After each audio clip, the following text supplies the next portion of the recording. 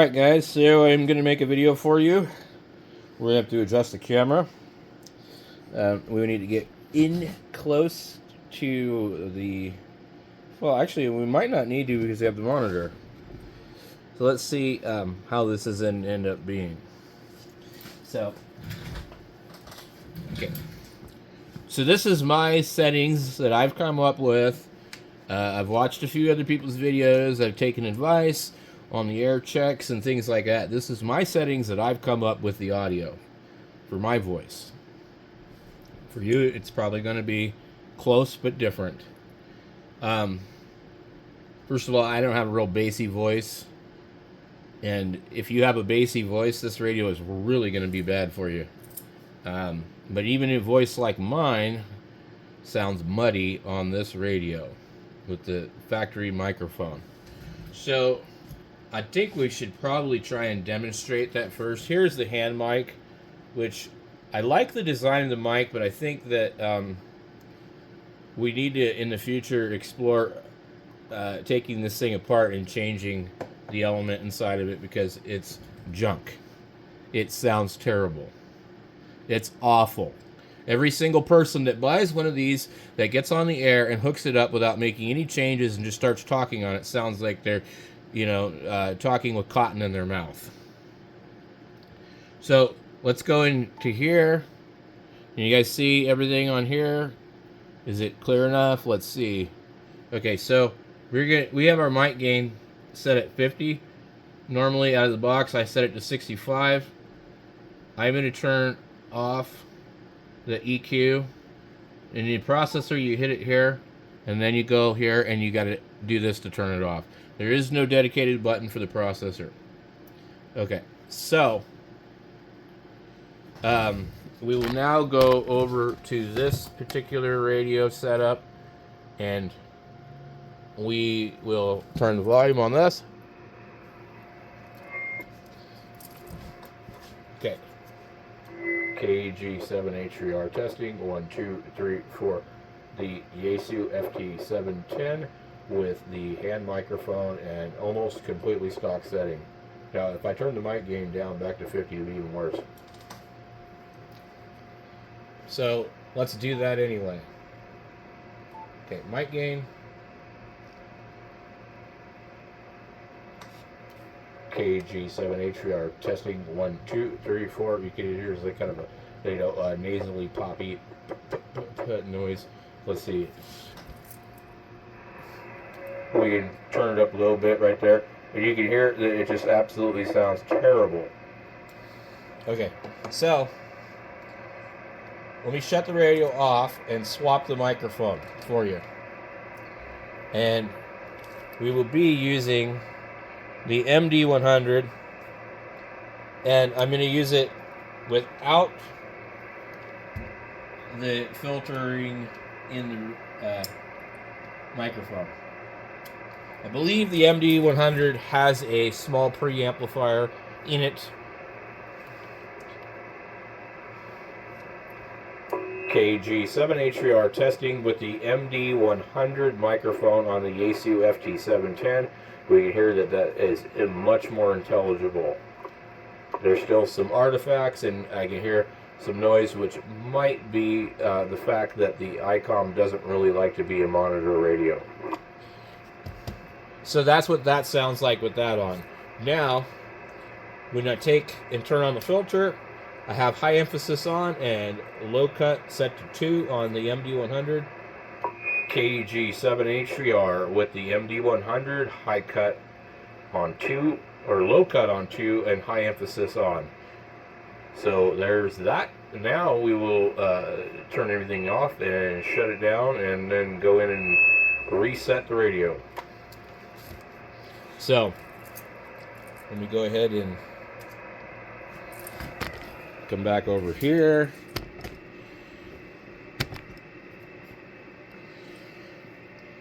We disconnect the MD100. We plug in this horrible microphone and turn the radio back on. So, let me see this one more time. KG7HVR test. 1, 2, 3, 4. If we look at our scope right here, we can see that this is all like right here. The emphasis is right there, and that looks like that's low. What does the multi do? Hello, 1, 2, 3, 4, 1, 2, 3, 4, 1, 2, 3, 4. It's all focused right there. Hello.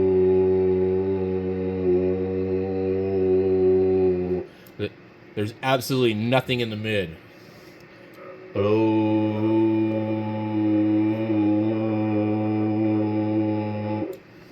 This is a terrible microphone, Yaesu. You guys need to do something about this. These radios should not sound like crap out of the box. You should not have to go in and adjust or turn on the EQ. There's no reason you should have to do that. It's stupid. Can't you guys take a hint from ICOM? The 7300, you turn it on, unless you're absolutely stupid and just like fiddle with things that you don't know what you're doing, it sounds great out the box. And the microphone is amazing. I don't know what this hot piece of trash is. I'm not going to open it up, because a lot of times these stupid things, once you open them up, they're so cheap that the screws, you know, pull out plastic with them. So anyway, having said that, I'm going to show you my settings. We'll go here. We're going to put our mic gain back up to 65. Okay. And then that is the mic gain up at 65. Hello, 1, 2, 3, 4. Hello, 1, 2, 3, 4. That does kind of help a little bit. We can see that there is a little bit more happening in the middle. So then we'll turn our mic EQ on. And then we'll back out of here. KG7HVR test 1, 2, 3, 4. Hello. It does pick up the lows right there, but there's a little bit more of a mid-range, and you can kind of see it as it's showing up right here on the scope. But it doesn't sound great. It's kind of like a DX kind of sound. So then, when you go into the processor and you turn that on, it actually changes everything. Because now you're using Parametric EQ in the radio, and I'll get to that in a second. KG7HVR testing 1, 2, 3, 4. I think the processor might be a little much.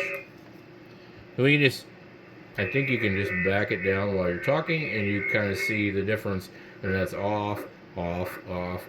1 and 2, 3, 4, 5, 6. And I've seen guys go as high as 15, so you see that that's 15. That's pretty bad. So I would say probably, I don't know, maybe 5. And the radio is turned up, so it's going to feed back. But basically, we're not even anywhere near our peak here. And if we look at our ALC, hello, 1, 2, 3, 4, 1, 2, 3, 4. We're not quite filling up that ALC envelope, so let's see.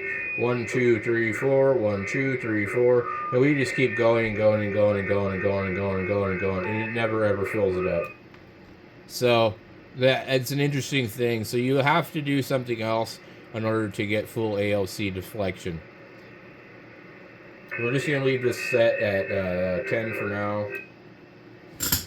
So the menu to get into this, you go here, you push that, you'll go into radio settings, and you see this SSB mode, okay? And you'll scroll down to the bottom, and you'll see TX bandpass filter selection. Right here. 1, 2, 3, 4. 1, 2, 3, 4. 1, 2, 3, 4. You can kind of hear it. It will not let you change it while it's on.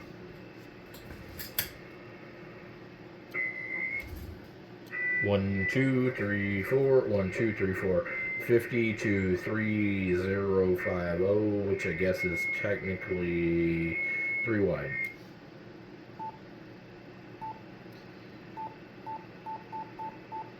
And you can go all the way to there, right there, and that's very narrow. 2.4, 2.2, something like that.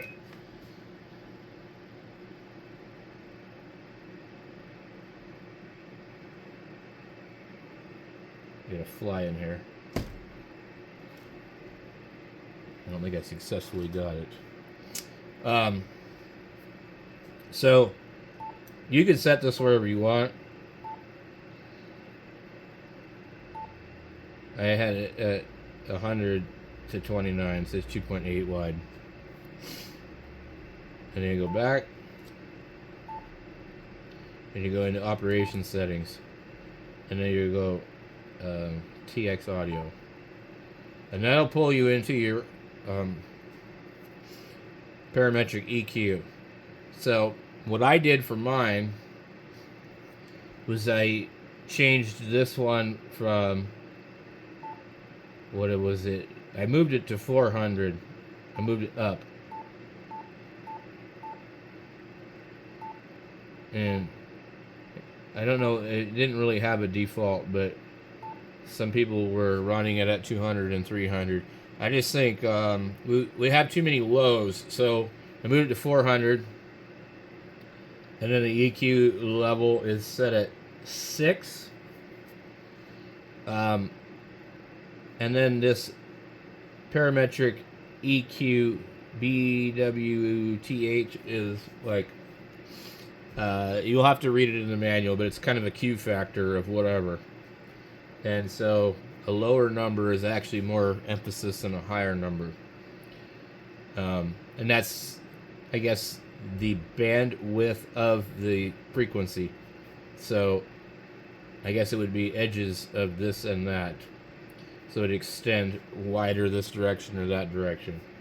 It's just kind of something, I don't know if it's exactly how they say it in the manual. If you go on the level, if you go up to 10, it will change it. And I'm not sure if I can change it while I'm talking. There is 10, there's 10, there's 10. Well, let's see if we just bring it all the way down. Oh my god, you can go minus. And there's minus 20, minus 20, minus 20. It sounds really strange, doesn't it?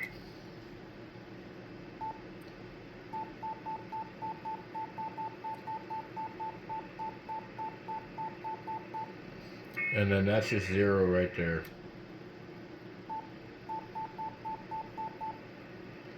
And that's about 7, 1, 2. And that's 8, 8, 1, 2, 3, 4, 5, 6, 7, 8. I think that's pretty good. I kind of like, I had it at 6. Now let's just play with this one here. So that's the parametric EQ1 BWTH, bandwidth something or other at 0.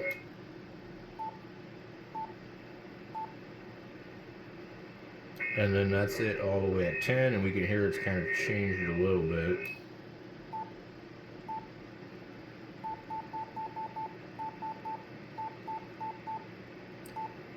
So we'll just leave that set right at, probably put it back at the 2 maybe. And then you go down through here, you go to your next frequency. I set this one to 1500. I set the level to 10. I set the parametric EQ BWTH at 1.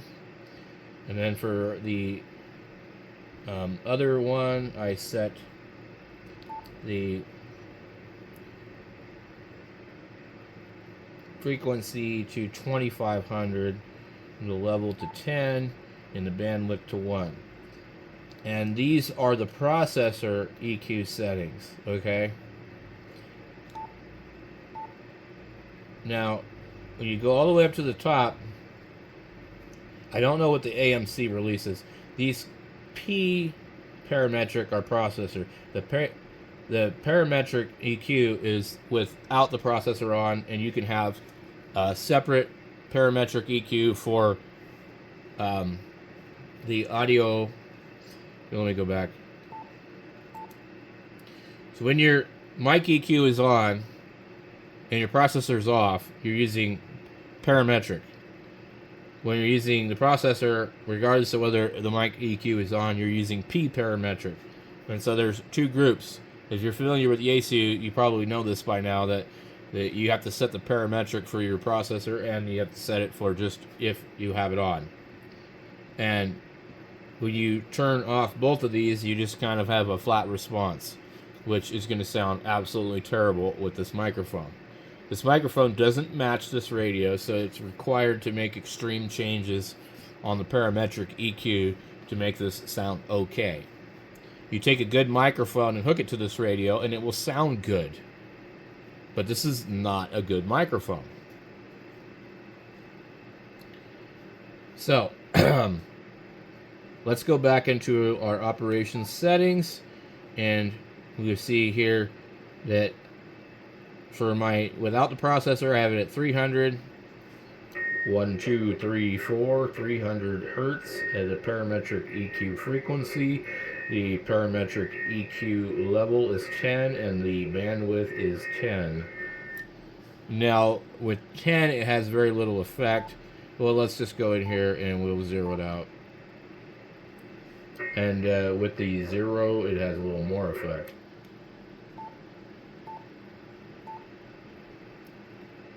Hello, 1, 2, 3, 4, 1, 2, 3, 4. And I'm just going to go ahead and set that in the middle. 1, 2, 3, 4, 1, 2, 3, 4.